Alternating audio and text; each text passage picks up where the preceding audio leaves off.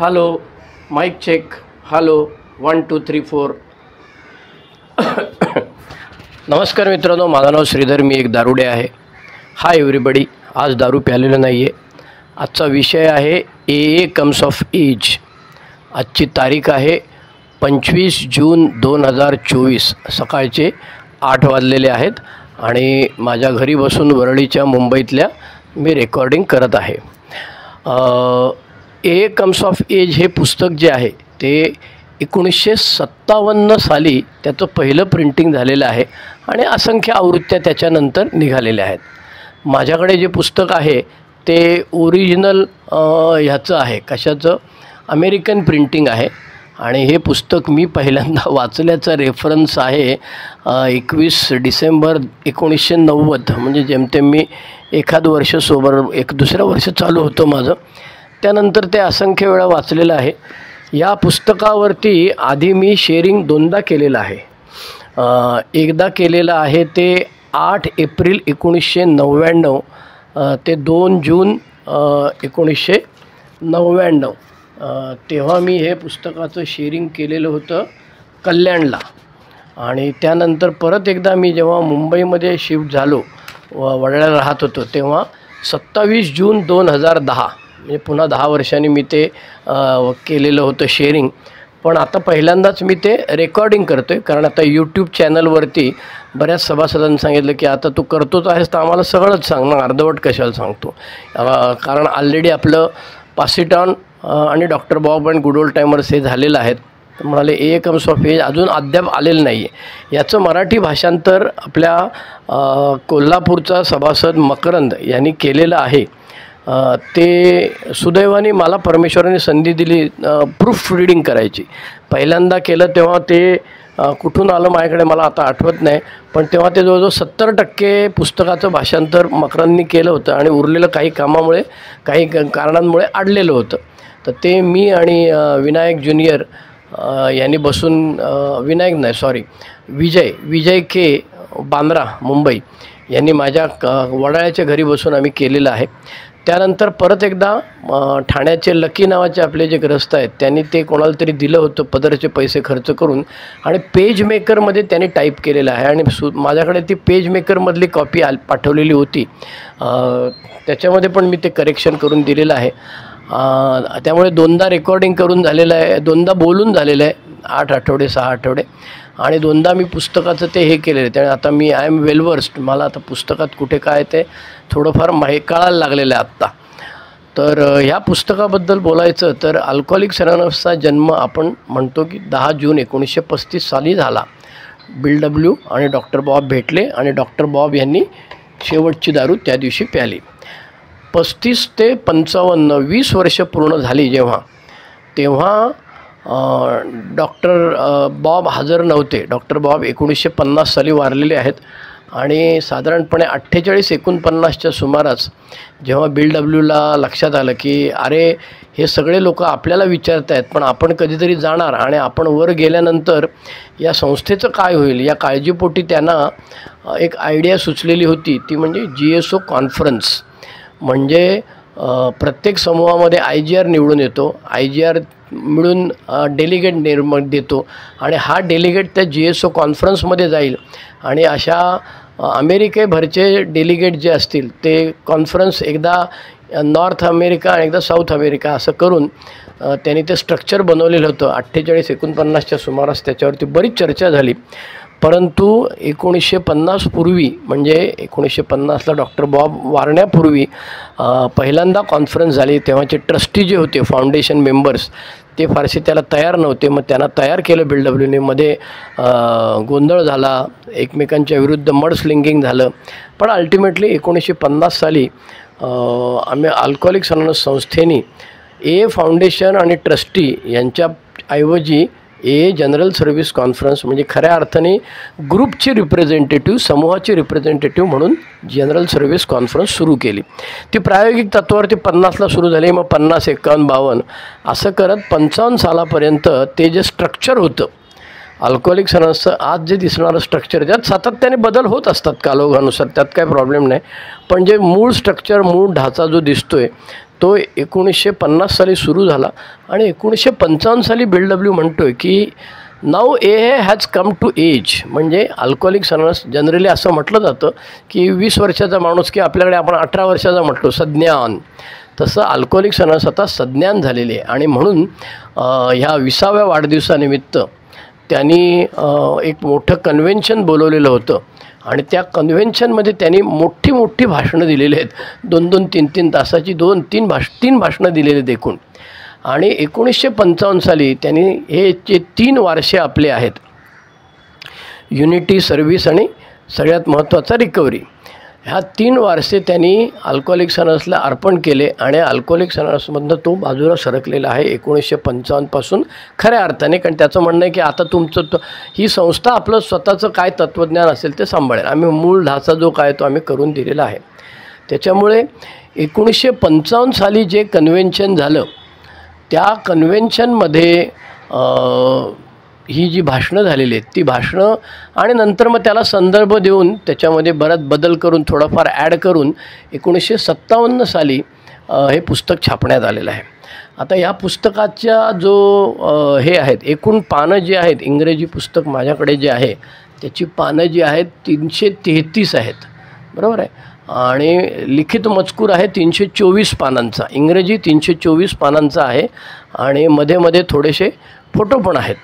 जेव्हा केव्हा मराठी इंग्रजी कॉपी आपली ह्यानी छापेल, कोण म्हणतं आपलं GSO इंडिया छापेल, तेव्हा हे फोटो त्याच्यात आहेत की नाहीत, पान नंबर बदलल्यात की काय तसंच आहे मला कल्पना नाही. पण जनरली जेव्हा छापतात तेव्हा ती मधली पान नंबर काढून टाकतात 160. तर मग आता हे 160 नंतर 161 कुठे आहे बघतो मी, का मध्ये त्या पानांना पण नंबर दिलेले आहेत ते आपल्याला कळेल. 1 सेकंद. 160 नंतर 161. ओके. त्यांनी जे फोटो छापलेले आहेत त्यांचे त्याला पान नंबर गृहीत धरलेले नाहीत, तर पान नंबर कंटिन्यूड आहेत.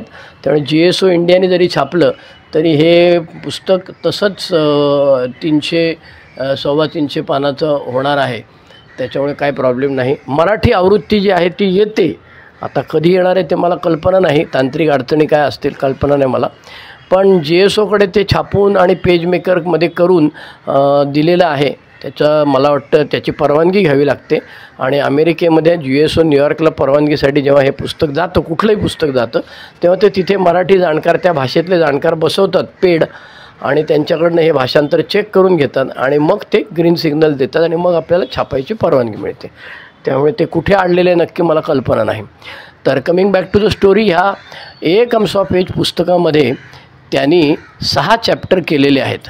पहिला आहे when A come of age by Bill W, co founder, ते 48 पानांचं प्रकरण आहे. दुसरं आहे 3 लिगसीज, 3 वारसे, याच्यामध्ये 49 पानापासून ते जवळजवळ 222 पानापर्यंत 172 पानं आहेत आणि त्याच्यात त्यांनी 3 भाग केलेले आहेत. रिकव्हरी पान नंबर 51, एकता पान नंबर 79 आणि सेवा पान नंबर 139, असे 3 भाग त्याने एकत्र केलेले आहेत. तिसरं प्रकरण आहे 4 o'clock संडे आफ्टरनून, म्हणजे तेव्हा जेव्हा समारोप झाला ते दुपारी 4 वाजताचं जे भाषण झालं ते त्याचं आहे, 12 पानांचं भाषण आहे. त्याच्यानंतर medicine looks at alcoholics anonymous, म्हणजे वैद्यकशास्त्राचा अल्कोहोलिक्स अनोनिमसकडे बघण्याचा दृष्टिकोन. याच्यामध्ये 2 आर्टिकल आहेत, डॉक्टर बावर आणि डॉक्टर हॅरी टायबाउट, या 2 लेखकांची लेख आहेत. त्याच्यामध्ये 10-10 पानांचे लेख आहेत. दुसरं आहे religion looks at alcoholics anonymous, म्हणजे धर्माचे लोक कसे बघत आहेत त्याच्याकरता फादर डावलिंग, एडवर्ड डावलिंग आणि सॅम्युअल शूमेकर या दोघांचे आर्टिकल्स आहेत. त्याच्यानंतर friend looks at alcoholics anonymous, त्याच्यामध्ये बर्नार्ड स्मिथचं आर्टिकल आहे 10 पानांचं. परत हे बर्नार्ड स्मिथ नंतर पुढे आपले ट्रस्टी झालेले आहेत. त्याच्यानंतर परिशिष्ट आहेत, अपेंडिक्स ज्याला म्हणतो, त्याला ABCDEF नाव दिलेले आहे. एमध्ये दिले how to get in touch with Alcoholics Anonymous and Alanon family, तुम्हाला अल्कोहोलिक्स अनोनिमस आणि अॅलानॉनचा भेटायचं असेल तर कुठे मिळू शकतील. त्याच्यानंतर एक बिल डब्ल्यूचं आर्टिकल आहे व्हाय अल्कोहोलिक्स अनोनिमस इज अनॉनिमस, 9-10 पानांचं आर्टिकल आहे, खूप छान आर्टिकल आहे. त्याच्यानंतर कॉन्फरन्सचा चार्टर, या कॉन्फरन्समध्ये काय ठरवण्यात आलं अल्टिमेटली ते लिहिलेलं आहे. त्याच्यानंतर लास्कर अवॉर्डचा जो मजकूर आहे, त्याला काहीतरी एक शब्द आहे मला, त्या अवॉर्डवरती जे लिहिलेलं असतं ट्रान्स्क्रिप्ट, त्याला काहीतरी एक शब्द आहे वैशिष्ट्य, माहीत नाही मला, आठवत नाही आत्ता. आणि अपेंडिक्स ईमध्ये रिपोर्ट्स ऑन AA, त्याच्यामध्ये 4 आर्टिकल्स आहेत. आणि अपेंडिक्स Fमध्ये लिस्ट ऑफ पब्लिकेशन्स, म्हणजे आत्तापर्यंत तेव्हा 1955 सालापर्यंत किंवा त्यानंतर जी काय आर्टिकल्स पब्लिश झाली ती आहेत. त्याच्यानंतर इंडेक्स आहे. आणि हे सगळं मिळून 350 ते 325 पानांचं पुस्तक साधारण झालेलं आहे. आता हे पुस्तक मी मराठीमध्ये स्वैर अनुवाद करणार आहे, त्याच्यामुळे वर्ड टू वर्ड, शब्द ते शब्द असं येणार नाही आहे. काही गोष्टी मी गाळणार आहे, कारण त्या सगळ्या 325 पानांचा गोषवारा घेणं कठीण आहे. मागच्या वेळेला मी जेव्हा शेअर केलं तेव्हा 8 आठवडे केलं होतं, पण ते फार लांबड झालेलं होतं. त्यामुळे ह्या वेळेला मी 4 किंवा 6 आठवड्यामध्ये पूर्ण करायचा प्रयत्न करणार आहे. ठीक आहे. त्याच्यामुळे तुमच्या लक्षात आलं असेल की आपण आता A कम्स ऑफ एज ह्या पुस्तकाबद्दल बोलत आहोत. त्यामुळे ह्या पुस्तकाची सुरुवात करण्यापूर्वी मी तुम्हाला या अनुक्रमणिकेमध्ये इंडेक्समध्ये काय आहे ते सांगितलं. त्याच्यानंतर landmarks in alcoholics anonymous history, म्हणजे सनावळी ज्याला आपण म्हणतो, 1935 सालापासूनची सनावळी याच्यामध्ये दिलेली आहे, कधी काय झालं ते. 1934ला विल्यम डी सिल्कवर डॉक्टरला सांगतो की तू होपलेस अल्कोहोलिक आहे. त्याच्यानंतर 34च्या ऑगस्टमध्ये बिल डब्ल्यूला AB भेटतो. मग 34च्या नोव्हेंबरमध्ये AB बिलला भेटतो परत एकदा आणि स्टोरी सांगतो. त्याच्यानंतर 1934च्या डिसेंबरमध्ये बिल डब्ल्यूला साक्षात्कार होतो. अशी ही सगळे सनावळी दिलेली आहे. त्याच्यामुळे आपण या पुस्तकामध्ये ज्या घटना घडलेल्या आहेत त्या, आता कसं आहे, हे ओव्हरलॅपिंग आहे, एकमेकांमध्ये परत परत गुंतलेलं आहे. म्हणजे काही गोष्टी बिग बुकमध्ये स्टोरीच्या स्वरूपामध्ये, आपलं जे विजन फॉर यू 11वं प्रकरण आहे, तुमच्यासाठी दृष्टिकोन, त्याच्यामध्ये त्यांनी 1935 सालापासूनचा इतिहास किंवा थोडासा आधीपासूनचा इतिहास दिलेला आहे. त्याच्यानंतर पास इट ऑन नावाचं आपलं पुस्तक आहे, ते बिल डब्ल्यूचं चरित्र आहे. म्हणजे बिल डब्ल्यू गेल्यानंतर 1971 साली बिल गेल्यानंतर 80 साली हे पुस्तक लिहिलेलं आहे. नाही, बिल डब्ल्यूचं पुस्तक जे आहे ते 84 साली आलेलं आहे आणि डॉक्टर बॉबचं आहे ते 80 साली आलेलं आहे. Good old timers, doctor Bob and good old timer आणि पास इट ऑन ही दोन्ही पुस्तकं आलेली आहेत नंतर. आणि हे A कम्स ऑफ एज जे आहे ते 57 साली आलेले. अशी आपल्याकडे ही 4 मोठी पुस्तकं आहेत ज्याच्यामध्ये संदर्भ सगळा दिलेला आहे.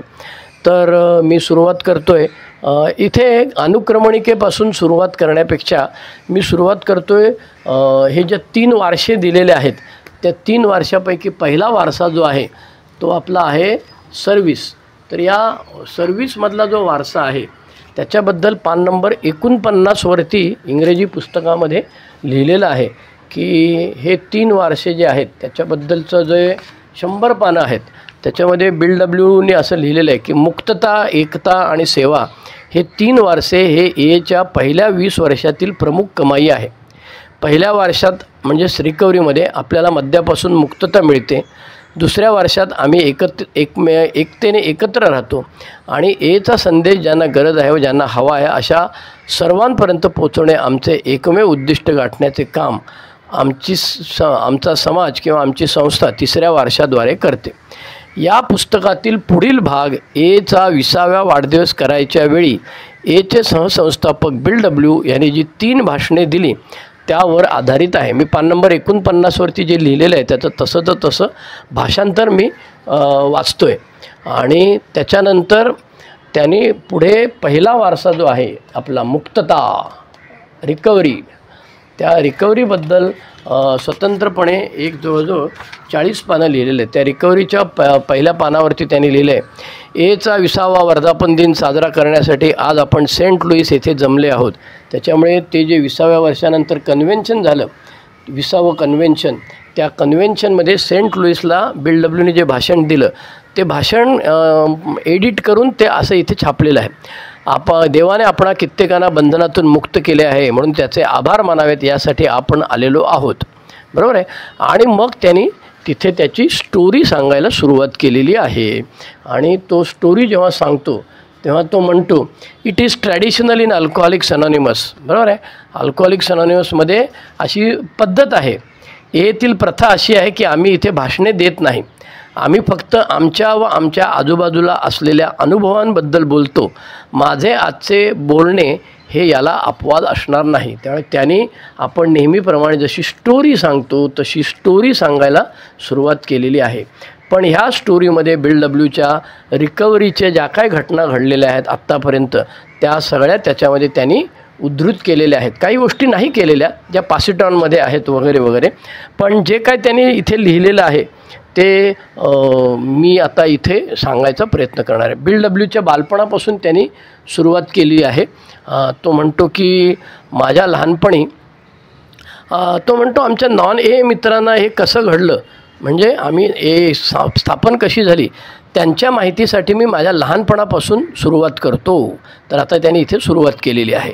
पान नंबर आहे 52. It is traditional in Alcoholics anonymous, म्हणजे ज्यांना संदर्भासाठी ओरिजिनल इंग्रजी रेफर करायचं असेल त्यांच्यासाठी मी परिच्छेदाचं दुसऱ्या परिच्छेदाचं पहिलं ओळ जे आहे, it is traditional in Alcoholics Anonymous that we do not make speeches, हे इथून मी सुरुवात करतो आहे. आता प्रत्येक गोष्ट कव्हर करायची, जास्तीत जास्त मी कव्हर करायचा प्रयत्न करणार आहे. बिल डब्ल्यू लहानपणापासून सुरुवात करतो आणि तो म्हणतो की माझ्या दारूबद्दलच्या न संपणाऱ्या तहानेबद्दल किंवा क्रेविंगबद्दल संबंधित काही लक्षणे लहानपणीच मी ॲक्वायर केलेली आहेत. म्हणजे आपण जे म्हणतो की दारुड्या झाला तो नंतर झाला दारू प्यायला लागल्यावर, पण इथं बिल डब्ल्यू म्हणतो की दारुडा होण्यासाठीची जी काही लक्षणं आहेत आणि ती मेहनतीने मी मिळवलेली आहेत. बिल डब्ल्यू लहानपणी त्याचं वर्णन करतो की पूर्वेकडे डॉर्सेट वर्माउंट नावाचं एक जे गाव आहे तिथं बिल डब्ल्यूचा जन्म झाला आणि तिथे तो लहानपणापासून मोठा झालेला आहे. आणि तो म्हणतो की तो पर्वताकडे मी बघायचो, तिथे मोठा पर्वत असायचा आणि त्या डोंगराकडे, पर्वताकडे, डोंगर नाही म्हणता ना पर्वत म्हणता येईल, त्याच्याकडे मी बघायचो. तिथे त्या ह्याच्या खाणी असायच्या, कशाच्या, त्या संगमरवराच्या खाणी असायच्या.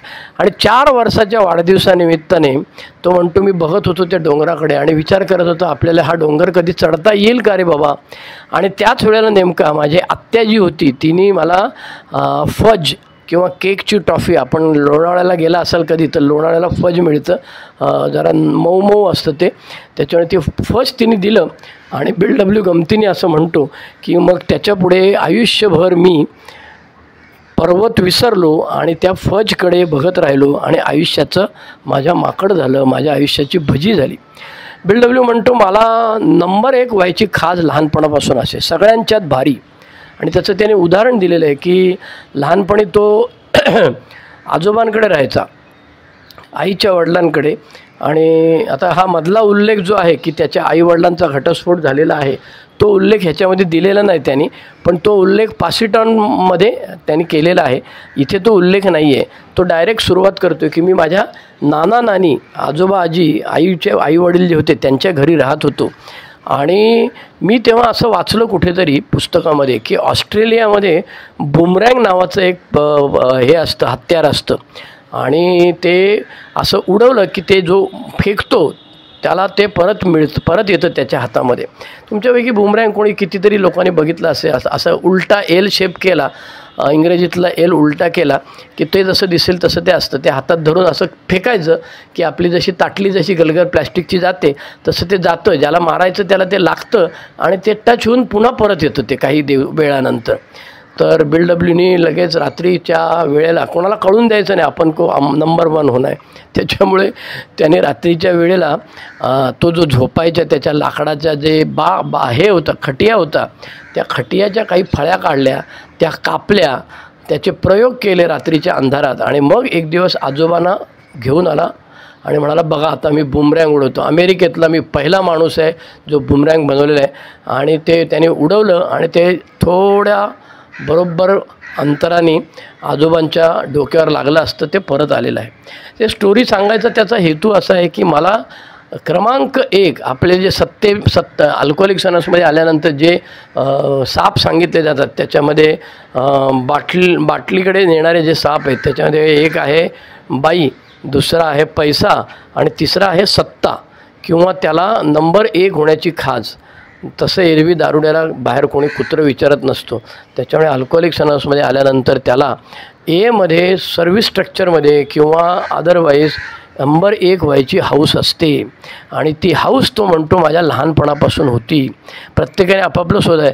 मला म्युझिशियन व्हायचं होतं, मला म्युझिक वाजवता येत नव्हतं, पण मी म्युझिशियन झालो आणि त्याच्यामध्ये मी माझा बँड तयार केला, ग्रुप तयार केला. मला ॲथलेट व्हायचं होतं, मी व्यायामशाळेत जाऊन जाम व्यायाम केला. मला रोमान्स करायचा होता आणि मग मी ती मुलगी शोधली. पण दुर्दैवाने ती मुलगी जी होती, ज्याचं BLWचं पहिलं प्रेम असलेली जी मुलगी होती, ती काही कारणामुळे मरते. ते का कारण ते इथे दिलेलं नाही, कुठेच दिलेलं नाही. आणि ती मुलगी गेल्यामुळे मात्र BLW डिप्रेशनमध्ये जातो. पण त्याच वेळेला BLWच्या आयुष्यामध्ये लुईस येते. लुईस ही BLWची बायको नंतर झालेली आहे आणि ती आल्यानंतर BLW तिच्याशी प्रेमाने राहायला वागायला लागतो आणि त्यांचा रोमान्स सुरू होतो, असं BLWने त्याचं वर्णन केलं. पण आता इथेसुद्धा BLW त्या घटनेचं वर्णन करण्यापेक्षा त्या घटनेमागच्या ज्या भावना आहेत, स्पिरिट आहे, त्याची अल्कोहोलिक सनसच्या दृष्टिकोनातून काय त्याच्याकडे बघता येईल ते तो आपल्याला सांगतो आहे. की लुईस जी आहे ती लुईस ही श्रीमंत घराची होती, त्याच्यामुळे तिच्या घरी नोकर चाकर वगैरे होते. BLW म्हणतो माझ्या घरी नोकर चाकर वगैरे काही नव्हते. त्याच्यानंतर BLWच्या घरी हाताने जेवायची पद्धत होती. तिच्या घरी काटे चमचे क्रॉकरी विकरी असं काय काय होतं. तर मला सांगायचा हेतू असा आहे की त्या BLWमध्ये आणि ह्याच्यामध्ये लुईसमध्ये याच्या दृष्टीने राहणीमानाच्या दृष्टीने खूप फरक होता. त्यामुळे त्याला तिथे आपल्याला आपण कमीपणाची भावना जी म्हणतो आपल्याला ती इनएडिक्वसी म्हणतो, तो म्हणतो ती इनएडिक्वसी झाली. आणि त्याच दरम्यान त्याला युद्ध सुरू झालं, युद्धामुळे जायला लागलं आणि मग तिथे त्याच्या आधी थोडाफार तो दारू प्यायला लागलेला आहे. पहिल्यांदा त्याला कोणीतरी सांगितलं होतं बरं का, की तुझे आजोबा जे आहेत ना ते दारू पिऊन मेलेत, त्यामुळे तू दारू प्यायच्या भानगडीत पडू नको. मला वाटतं बिग बुकमध्ये त्याचा उल्लेख त्यांनी केलेला आहे स्टोरीमध्ये, की I was given a warning, पण ती काय त्याने ऐकलं नाही. आणि पहिल्यांदा जेव्हा दारू प्यायला BLW तेव्हा त्याच्यामध्ये जो बदल झाला, म्हणजे आपण नेहमी म्हणतो की माझ्यामध्ये सगळा मालमसाला ठासून भरला होता आणि फक्त वात दारूची लागली, तसं BLW म्हणतो की मला एरवी 2 वाक्य कोणाशी बोलता यायचं नाही, कम्युनिकेशन करणे हा माझा प्रॉब्लेम होता.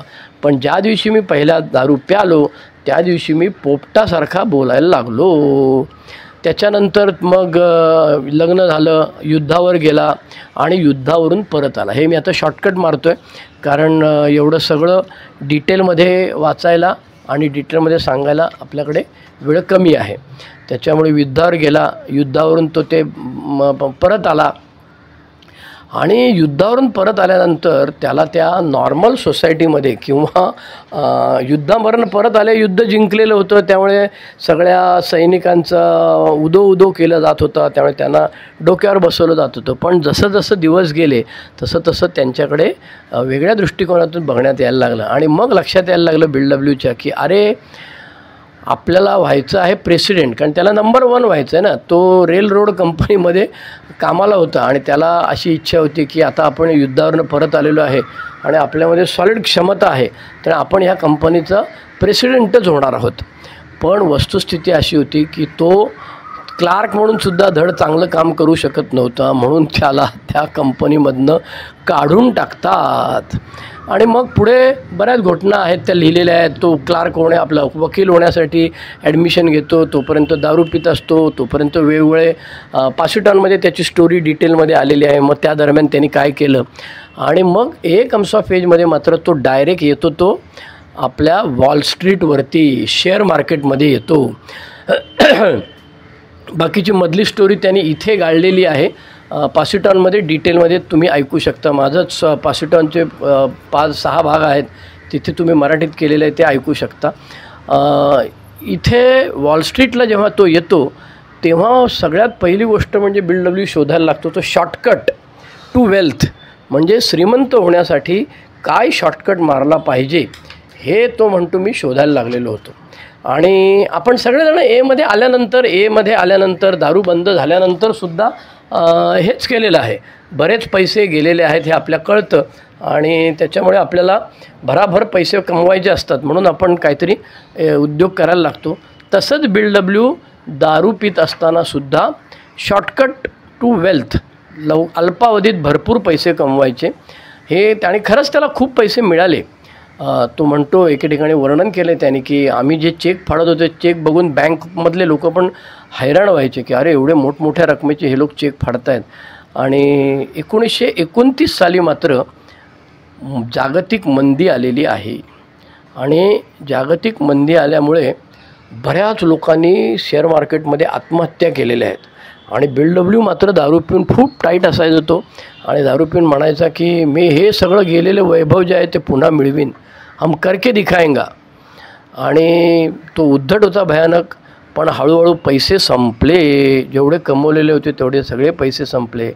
आणि हे जे दुःख झालं ते विसरण्याकरता आणखी दारू प्यायला लागलो. मग बायकोबरोबर पुन्हा हे झालं की मी आता परत दारू पिणार नाही, शपथा घेऊन झालं, ॲग्रीमेंट झालं. आणि इतर जणं पित आहेत हे बघून त्याला त्याची सुरसुरी यायची आणि तो लाईटनिंग नावाची दारू प्यायला लागतो. तो म्हणतो कधी प्यालेलं नाही, त्यामुळे मला ऑब्सेशन येतं आणि मी टाईट होतो परत एकदा.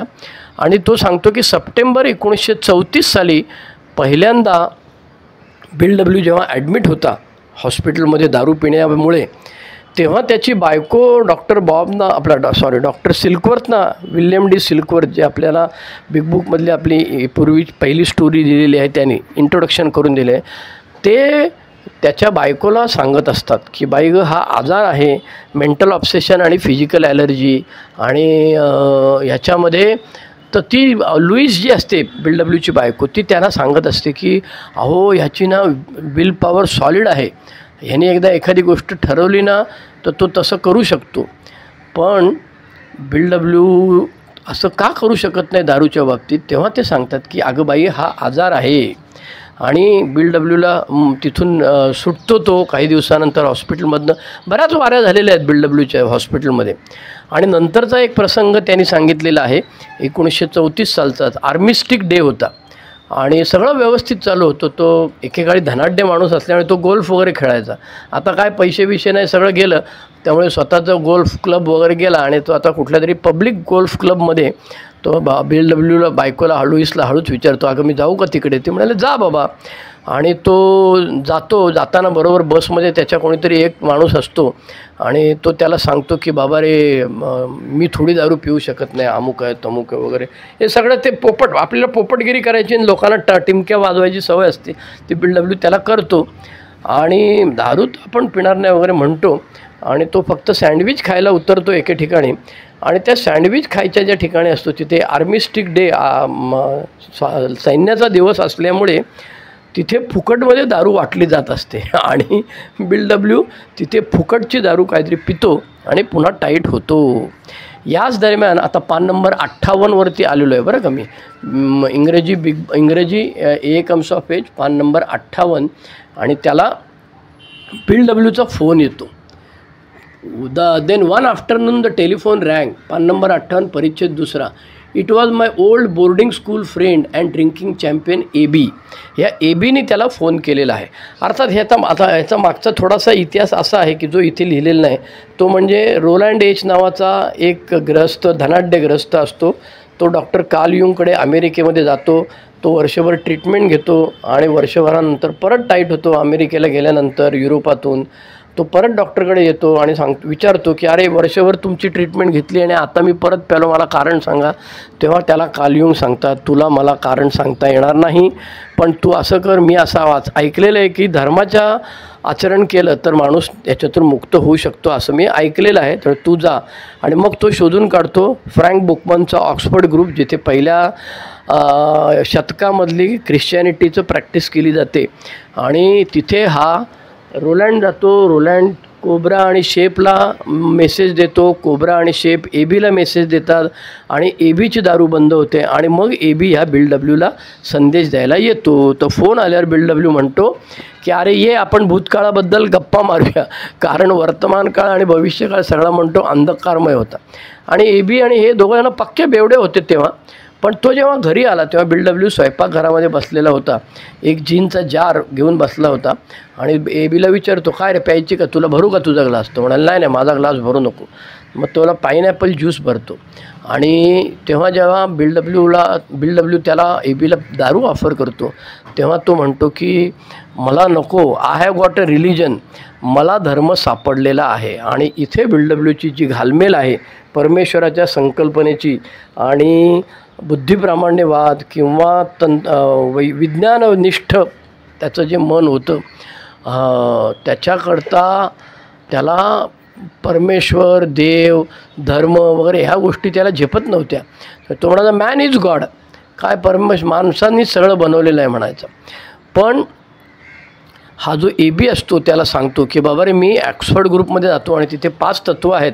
एक आहे ॲडमिशन म्हणजे आपली जी पहिली पायरी आहे ती, दुसरी आहे इन्व्हेंटरी आपली 4थी पायरी, तिसरं आहे कन्फेशन आपली 5वी पायरी, त्याच्यानंतर रेस्टिट्यूशन 9वी पायरी आणि त्याच्यानंतर टू सर्व्हिस टू अदर्स याला आपण 12वी पायरी म्हणतो.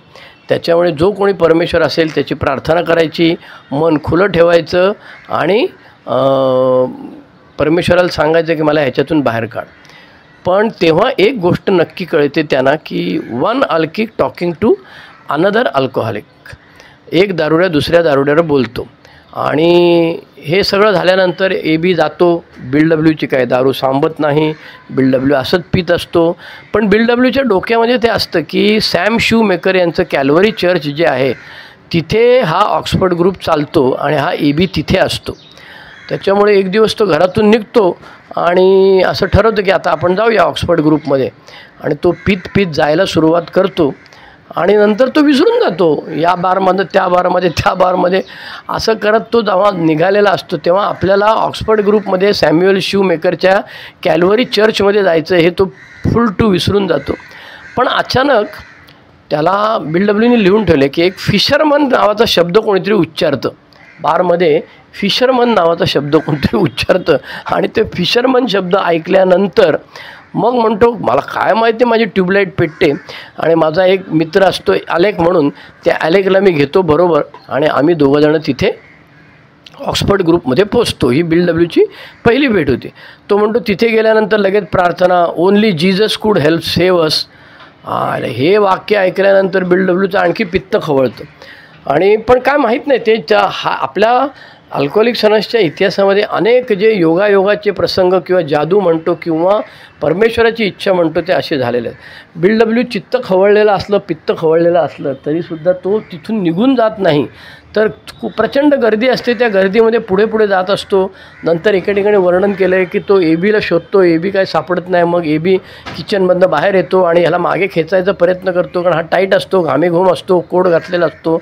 पण तोपर्यंत बिल डब्ल्यू गर्दीतून पुढे जातो आणि ते जे ॲडमिशनचं तत्त्व असतं ख्रिश्चन धर्मामध्ये गुडघे टेकून बसायचं तसं तो बसतो आणि तो बोलतो. आणि तो जे बोलतो ते असतं पश्चाताप दग्ध अवस्था, पेनिटंट म्हटले PENITENT. आणि तो तिथे ते कबूल करतो. आणि मग तिथे काय मोठा हेच असतो ना, ग्रुपच असतो लोकांचा. त्यामुळे तो तिथे राहतो, जेवायची खावायची व्यवस्था आणि दारू पित नाही, आतमध्ये काही दारू मिळत नाही त्यामुळे. आणि नंतर 2 दिवसांनी त्याच्या लक्षात अरे आपण लुईसला सांगितलेलंच नाही. मग तो लगेच निघतो तिथून, घरी येतो, लुईसला सांगतो. आणि लुईसला सांगितल्यावर लुईस नेहमीप्रमाणे थोडाफार इंटरेस्ट दाखवतो, पण तो म्हणतो की मला तिथे आशा मिळाली. आणि पण परत आल्यानंतर बिल डब्ल्यू ऑक्सफर्ड ग्रुपमधनं परत आल्यानंतरसुद्धा पुन्हा दारू प्यायला लागतो. त्याच्यामुळे गंमत अशी झालेली आहे की दुसऱ्या दिवशी पुन्हा अँगओव्हर आणि तो स्वतःची तुलना कॅन्सर पेशंटबरोबर करायला लागतो की जो कॅन्सर काय बरा होणार नाही आहे, तुम्ही जे सांगाल ते करायचं, मरायचं तर आहेच चायला. याच दरम्यान परत एकदा त्याला चार्ल्सटाउन हॉस्पिटलमध्ये ॲडमिट करायची वेळ येते आणि हातामध्ये बिअरची बाटली घेऊन पीत तो चार्ल्सटाउन हॉस्पिटलमध्ये जायला लागतो. उधारीवरती 4 बिअरच्या बाटल्या घेतो आणि तिथल्या हॉस्पिटलमधल्या तो क्लार्कला सांगतो, भाई आपण दारू छोडणे के लिए 4 आहे. आणि हातामध्ये खिशामध्ये कोटच्या हातामध्ये दारूच्या बाटल्या असायच्या. आणि सुदैवाने किंवा दुर्दैवाने त्याला तिथे हॉलमध्ये डॉक्टर सिल्कवर्थ भेटतात. आणि तो म्हणतो, डॉक्टरांना सांगतो की at last doc I have found something. त्याला ते डोक्यामध्ये ऑक्सफर्ड ग्रुप असतं आणि तो सांगत असतो डॉक्टर शेवटी मला सापडलेलं आहे बरं का. पण डॉक्टरांचा चेहरा मात्र पडतो कारण डॉक्टरांचं खरंच याच्यावरती प्रेम असतं आणि त्यांची इच्छा असते की बाबा ह्याची दारू बंद व्हावी. मग त्याला हॉस्पिटलमध्ये ॲडमिट केला जातो. ते सिल्कवर्थ डॉक्टर सिल्कवर्थ जे असतात ते त्याच्या बायकोला सांगत असतात की ह्याचं काय खरं नाही, याला बंद करून ठेवायला लागेल, मग लॉकअपमध्ये ठेवायला लागेल, नाही तर हा वेडा होईल, नाही तर मरेल. आणि त्यावेळेला हॉस्पिटलमध्ये बिल डब्ल्यू हे सगळं ऐकत असतो आणि बिल डब्ल्यू म्हणतो की आता मात्र माझी हवा टाईट झालेली आहे, कारण डॉक्टरने आजार सांगितला, डॉक्टरने परिणाम सांगितला, ऑक्सफर्ड ग्रुपमध्ये जाऊन आलो, एबीनी सांगितलं, ह्या सगळ्याचा कशाचाच परिणाम माझ्यावर होत नाही. त्यामुळे मी हादरलेलो होतो. आणि मग मी मोठ्याने सांगितलं परमेश्वराला, जर का परमेश्वर खरोखर अस्तित्वात असेल तर त्याने त्याचे अस्तित्व मला दाखवावे. हा जो फ्लॅश होण्यापूर्वीचं त्याचं जे वाक्य होतं. आणि त्याच्यानंतर तो म्हणतो की room lit up with the great white light, हा संपूर्ण खोलीमध्ये पांढरा प्रकाश आला. I was on a mountain and that a wind not of air but of spirit was blowing. I was a free man. तो म्हणतो की मला असं वाटलं की मी जरी डोंगरावर नसलो तरी एक छानसा वारा येतो आहे आणि तो वारा जो आहे तो अध्यात्माचा वारा आहे. आणि मला अशी भावना झाली की माझी दारू सुटलेली आहे. आणि मग बिल डब्ल्यू म्हणतो की मी स्वतःला म्हटलं, अच्छा, तर धर्म शिकवणाऱ्यांचा हा परमेश्वर आहे होय. आणि हे सगळं जेमतेम काही मिनटं काही सेकंद झालेलं असेल, पण सुदैवाने बिल डब्ल्यूला लगेच सावध होतो तो आणि त्याच्या लक्षात येतं, कारण बिल डब्ल्यू तसा हुशार माणूस होता. बिल डब्ल्यू म्हणतो की माझ्या लक्षात आलं की आईला हे भास होत आहेत आपल्याला. आणि मग तो डॉक्टर सिल्कवर्थनं बोलवतो आणि त्यांना सांगतो की हे बाबा मला भास होत आहेत की काय. आपल्या सगळ्यांच्या सुदैवाने जर का डॉक्टर सिल्कवर्थने तेव्हा त्याला सांगितले गपच्या आईला भास होतात, तुला मी इंजेक्शन देतो, झोपवतो, तर आपण सगळे पण झोपलो असतो. पण डॉक्टर सिल्कवर्थ त्याला त्यांचं जे संभाषण होतं तेव्हा त्याच्यामध्ये डॉक्टर सिल्कवर्थ सांगतात की बाबा रे, मी एका पुस्तकात वाचलेलं आहे असं काहीतरी होतं आणि लोकांची दारू सुटते. आणि सुदैवाने कसे योगायोग आहेत बघा. दुसऱ्या दिवशी तो जो एबी होता तो डॉक्टर बॉबना आपलं बिल डब्ल्यूला भेटायला या हॉस्पिटलमध्ये येतो. आणि येताना त्याला तो विल्यम जेम्स यांचं व्हरायटीज ऑफ रिलिजियस एक्सपिरियन्सेस नावाचं पुस्तक देतो. त्या पुस्तकामध्ये अनेक प्रकारच्या लोकांनी आपला जो काय प्रॉब्लेम होता तो सोडल्याची उदाहरणं होती. पण तर तिथे त्यांनी आणि दारुड्यांबद्दलचं एकच प्रकरण आहे. ते पुस्तक मी वाचायचा प्रयत्न केला आणि ते 18व्या शतकातलं इंग्रजी काय ओकाठोक कळत नाही मला. एकच प्रकरण आहे 20-25 पानाचं. माझ्याकडे त्याची झेरॉक्स केलेली आहे त्या पुस्तकातल्या पानाची, पण ते काय समजत नाही. दाऊ दाय शॅल वगैरे असं काहीतरी त्याच्यामध्ये आहे. आणि त्याचं भाषांतर काय कोणी केलेलं नाही किंवा त्याच्याबद्दल काय कोणी गेलेलं नाही. आमच्या कल्पेशला विचारलं पाहिजे, कल्पेश बाबा ते शोधून काढ आणि त्याचं मराठी भाषांतर करून आम्हाला दे. मग त्याच्यावरती कदाचित एखादा आर्टिकल मला एखादं शेअरिंग करता येईल त्याच्यावरती. माहीत नाही मला त्याच्यातनं कारण कल्पेश पुण्याचा जो आहे चिंचवडचा, पिंपरी चिंचवड, त्याच्याकडे त्याचं तंत्र त्याचा प्रांत असल्यामुळे तो शोधून काढू शकेल. तर कल्पेश बाबा हे काढ आणि आम्हाला दे तू त्या व्हरायटीज ऑफ रिलिजियस एक्सपिरियन्सेसमध्ये. त्याच्या पुस्तकामध्ये असं लिहिलेलं आहे की इट कुड ट्रान्सफॉर्म पीपल. लोकांमध्ये बदल होतो, परिवर्तन होतं. कधीकधी अनुभव अचानक येतो, म्हणजे आत्ता जसा बिल डब्ल्यूला फ्लॅश झाला तसा. तर कधी सावकाश किंवा त्याला एज्युकेशनल व्हरायटी म्हणजे शैक्षणिक अनुभव, शैक्षणिक प्रकार ज्याला म्हणतो. दुसरीतून तिसरीत गेला, 10वीतून 12वीत गेला, 12वीतून ग्रॅज्युएट झाला, तसं. परंतु सगळ्या प्रकारच्या अनुभवामध्ये तो म्हणतो पेन, दुःख, सफरिंग, वेदना आणि कॅलॅमिटी, काहीतरी मोठं डोक्यावरती आलेलं आहे प्रसंग, असं ते असतं. आणि ह्या सगळ्यामध्ये तो म्हणतो deflation of ego at depth होतो. आणि मग Carl Jung, Roland H, AB, आणि आपण त्याला कळतं की आपण एकटा काहीच करू शकत नाही, दुसरा दारुडा बसायला बरोबर असायलाच हवा. आणि हे जेव्हा तो करतो तेव्हा मात्र त्याला तो फ्लॅश येतो. आता या फ्लॅशनंतर काय होतं गंमत, तसं फ्लॅशमध्ये बिल डब्ल्यूला असं वाटायला लागतं की आपली दारू सुटलेली आहे. आणि बिल डब्ल्यू म्हणतो मी डिप्रेस होतो, माझा बॉटम हिट झालेला होता, मला हायर पॉवरची कन्सेप्ट किंवा परमेश्वराची कल्पना मिळाली, माझ्या अहंकाराचं खच्चीकरण झालं. कारण मी तेव्हा म्हटलं होतं if there is a God, आणि जर परमेश्वर असेल तर तो मला दाखव. आणि मग बिल डब्ल्यू म्हणतो धर्मवेत्यांचा, धार्मिक लोकांचा हा परमेश्वर होय. एबी विल्यम जेम्सच्या पुस्तकामधल्या ते जे सगळं सांगितलेलं आहे डिफ्लेशन ॲट डेप्थ, आणि म्हणून तो तिथे दारू त्याची बंद होते. नंतर मग सॅम्युअल शूमेकरच्या चर्चमध्ये ऑक्सफर्ड ग्रुपमध्ये बिल डब्ल्यू जायला सुरुवात करते. दारू बंद झाल्यानंतर पुन्हा आता तिथे तो जातो आहे. आणि VWच्या नंबर 1 व्हायची हौस लहानपणापासून असल्यामुळे तो म्हणतो की आता माझी दारुडी सुटली तशी मी जगातल्या सगळ्या लोकांची दारू सोडवणार. आणि तो सगळ्या लोकांना ते सांगायला लागला की मला असा असा साक्षात्कार झालेला आहे. डबल इंजिन, एक तो स्पिरिच्युअलिटी आणि दुसरं होतं नंबर 1ची खुजली. आणि हे सगळं असताना 6 महिने जातात, डिसेंबर ते मे. तो घरामध्ये लोकांना आणून ठेवतो आणि त्यातला कोणीही दारू बंद करत नाही. त्यातला एक जण आत्महत्या करतो, एक जण लुईसच्या अंगावर धावून जातो, कपडे पळवतो, चोऱ्या करतो वगैरे. असे असंख्य प्रसंग त्या 6 महिन्यामध्ये VWची जी हौस होती की जगातल्या सगळ्या दारुड्यांची मी दारू सोडवतो आणि माझा अनुभव त्यांना सांगतो, तर तो त्याचा फ्लॅश सांगायचा.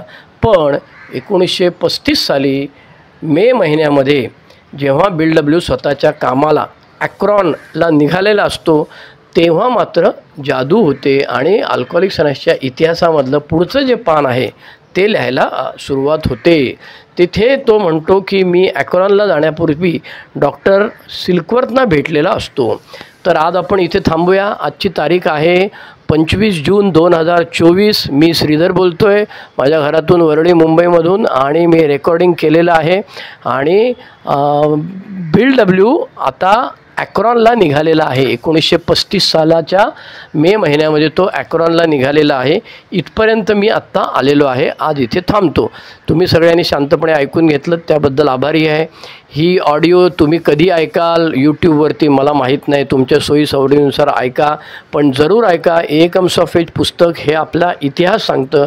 पहिल्या 20 वर्षाचा इतिहास जो आहे तो सांगतो आणि ते तुम्हाला मी मराठीमध्ये भाषांतर करून सांगतो. आता हे करणं योग्य अयोग्य काय ते मला माहीत नाही. माझं मनोगत मी कधीतरी पुढच्या 2-4 आठवड्यामध्ये व्यक्त करीन की हे बाबा मला वाटलं की ह्याच्यामुळे माझा फायदा झालेला आहे. आणि तुम्हाला जेव्हा मी सांगतो तेव्हा मीही त्याच्यातनं आनंद मिळवत असतो की अरे आपल्याला ह्याच्यातनं खूप काही चांगलं शिकायला मिळतं आहे, आपल्यामध्ये बदल होतो.